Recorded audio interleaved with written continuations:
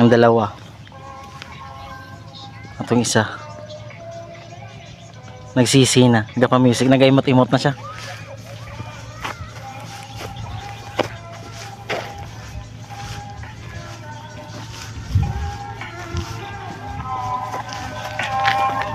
Okay ka lang? Bakit?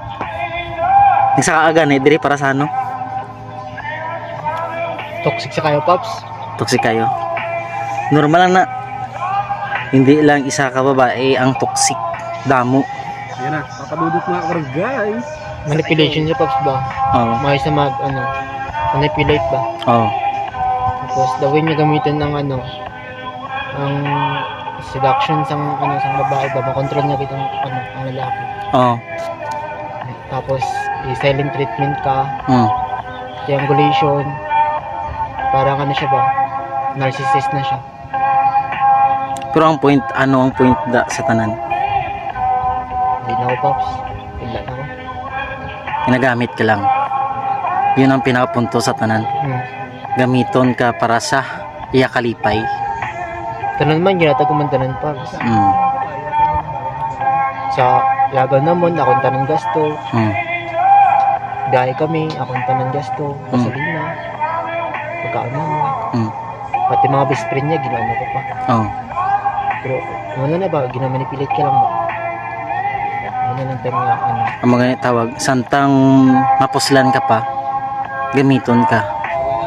Pero kung hindi ka napuslan, igo ka niya bayaan. Pabayaan. Siyempre, kay ano niya gusto niya, nakuha niya na. Kumbaga sa iya, sarili niya.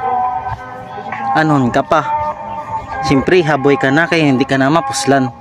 Ang mga pinakasakit sa part tanan. tumagi ko, Pops, gago. Okay lang na. Namba ko sa imo. Napangita ka man sa amo na nga babae. Nga ginagamit ka lang. Pero tagaan ka sang Ginoo nga mas labaw pa sa iya. Tandaan mo na. Mas labaw pa sa iya. Mas labaw sa pagpalangga niya. Mas labaw pa sa pinapangita mo sa iya.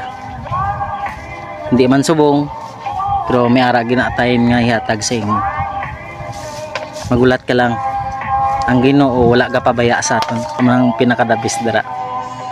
So manan to. Be happy. Hindi ka magsad. Kaya nga man. Basta. Ang lang to. Ang lakat na tundri kasadyahan, hindi isang ano, Kalungkutan. kalungkutan. Yan.